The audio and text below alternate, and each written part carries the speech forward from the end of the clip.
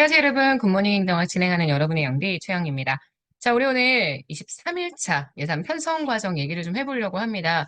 예산 편성 과정은 리퀘스트가 진짜 많았었던 주제이기도 하고요. 다 안다고는 생각을 하는데 정확하게 날짜를 숙지하지 못하시는 분들이 있어서 오늘은 정말 암기용으로 딱 핵심들만 지적을 해보려고 합니다. 일단 예산안 편성 내용은 우리 한번 했죠. 예산안 편성 내용은 예산안의 결산과 제가 비교해서 한번 설명을 드렸고요. 예산 편성을 외웁시다. 일단 총칙. 총칙이 중요하지 않아요? 이거보다 정말 중요한 건 세입세출 예산, 이게 제일 메인이죠? 세입세출 예산, 계속비, 명시 이월비, 국고채무 부담행위. 다시 예산 총칙, 세입세출 예산, 계속비, 명시 이월비, 국고채무 부담행위까지입니다. 절차상에 12월 말에 국가재정 운용계획에 대한 수립지침 통보부터 들어가 있는데 사실 메인 과정은 제가 늘 말씀드리지만 1월 말 각 부처가 기재부에 중기사업계획서를 제출합니다. 이 중기사업계획서는 5년 단위의 부처별 사업계획이죠. 신규 사업, 주요 계속 사업에 대한 사업계획. 이걸 토대로 해서 3월 말에 예산안 편성 지침을 통보하고 보고합니다. 예산안 편성 지침의 가장 핵심은 여기에 우리 총액에 대한 배분이 들어가 있다는 거. 그래서 우리나라의 총액 배분 자율 편성 제도 요거의 근거가 되는 게 예산안 편성 지침입니다. 총액이 들어가 있기 때문에 이걸 기재부가 중앙관서에 장에게 보내기 전에 국무회의 심의 대통령 승인을 받아서 보내게 되고요. 너무 중요한 문서이기 때문에 국회 예결 특위에도 보고를 해야 합니다. 그래서 예산안 편성 지침 통보가 바로 3월 말. 그러면 이 예산안 편성 지침의 총액의 한도를 규정하고 있으니 그 한도에 따라 예산 요구서를 각 부처가 제출을 하죠. 기재부 장관에게. 그게 5월입니다. 다시 1월 말에 중기사업계획서, 3월 말에 예산안 편성 지침, 5월 말에 예산 요구서. 요 세 가지의 과정이 가장 메인이기 때문에 1월 말에 중기사업계획서, 3월 말에 예산안 편성 지침, 5월 말에 예산 요구서. 이렇게 세 개, 1월, 3월, 5월. 제가 홀수달 말일을 꼭 보시라고 말씀을 드렸었습니다. 자, 그래서 5월 말에 예산 요구서를 제출을 하면 이걸 가지고 예산안에 편성을 일단 각 중앙 관서에 장의했죠. 이걸 기재부랑 계속 조정하는 예산안 사정 과정을 거쳐서 결과적으로 국무회의 심의, 대통령 승인까지 얻은 후에 회계연도 개시 120일 전까지 국회에 예산안 제출을 해주게 되면 이게 예산 편성 과정의 마무리입니다. 그리고 지금 보시는 이 중기사업계획서의 내용을 토대로 국가재정운용계획을 보고하는 거, 요거는 예산안과 별개로 회계연도 개시 120일 전까지 기재부 장관이 국회에 제출을 하게 됩니다. 자, 그래서 1월, 3월, 5월 세 가지 잘 기억하시고 중기사업계획서는 중앙관서의 장이 기재부 장관에게, 지금 예산안 편성 지침은 기재부 장관이 중앙관서의 장에게, 예산 요구서는 마찬가지로 중앙관서의 장이 기재부 장관에게, 이렇게 해서 누가 누구에게 보내는지, 몇 월까지 보내는지, 그리고 문서의 이름은 무엇인지 이렇게 해서 정리를 해주셔야 합니다. 자, 다 외울 수 있죠? 자, 문제 두 개만 풀어보도록 하겠습니다. 2015년 국가직 9급에 출제가 되었던 문제입니다. 우리나라 예산 과정에 대한 설명으로 옳지 않은 것, 이렇게 얘기를 했죠.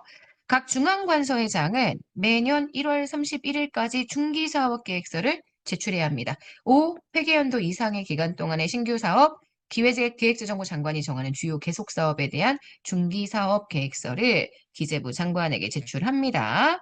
자, 국가가 특정한 목적을 위해 특정한 자금을 신축적으로 운용할 필요가 있을 때 법률로 설치하는 기금은 예산에 편성하지 않고 운영할 수 있습니다. 그래서 기금은 예산안에 집어넣지 않고 기금에 대한 운용 계획서를 별도로 작성을 해서 얘도 똑같은 예산 절차대로 진행이 되죠. 하지만 예산에 의하지는 않기 때문에 맞는 선지가 되고요. 예산안 편성 지침은 부처의 예산 편성을 위한 것입니다. 맞습니다.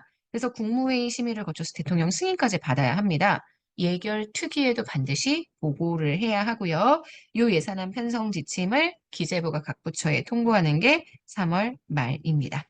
정부는 회계연도마다 예산안을 편성해서 회계연도 개시 90일 전까지 국회에 제출하도록 하는 건 헌법 기준. 국가재정법 기준으로는 120일 전까지 제출입니다. 그래서 문제에서 헌법으로 얘기를 하는지 아니면 국가재정법으로 이야기를 하고 있는지를 꼭 비교해서 정리를 해주셔야 되고요. 4번 맞습니다. 자, 문제의 정답이 되는 틀린 선지는 3번입니다. 자, 2번 문제 가볼까요? 자, 2017년 교행직 9급에 출제가 되었었던 문제입니다. 기획재정부 장관은 국가재정 운용계획과 예산 편성을 연계하기 위해 예산안 편성 지침에 중앙 관서별 지출 한도를 포함해서 통보할 수 있습니다. 왜 이렇게 표현하냐면 이 예산안 편성 지침의 기준이 중기사업계획서입니다. 중기사업계획서는 5년 단위의 주요 사업과 신규 사업과 주요 계속 사업에 대한 내용이기 때문에 이 중기사업계획서의 내용을 토대로 국가재정 운용계획이 만들어집니다.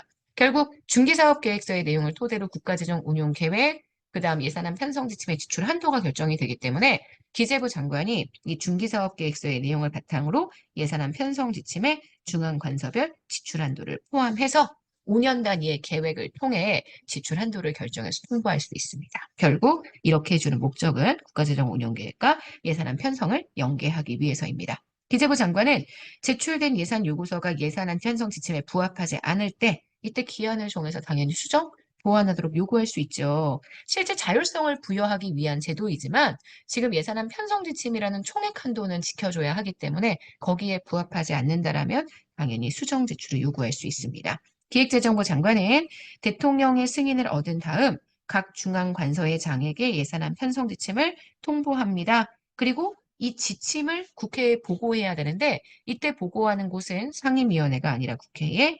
예산결산특별위원회 예결특위입니다. 그래서 지금 이거는 틀린 선지가 됐고요. 자, 4번입니다. 각 중앙관서의 장이 기획재정부 장관에게 제출하는 예산 요구서에는 대통령령이 정하는 바에 따라 예산의 편성, 관리기법 적용에 필요한 여러 가지 예산 요구서의 서류들을 첨부해줘야만 합니다. 문제의 정답이 되는 건 그래서 3번입니다.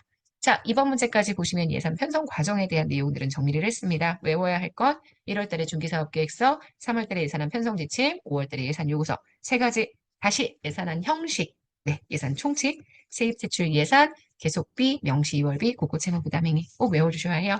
네, 여기까지 해서 우리 오늘 굿모닝 행정학 마무리하도록 하겠습니다. 여러분 오늘 하루 정말 여러분 거고요. 내일 아침에 만날게요. 안녕.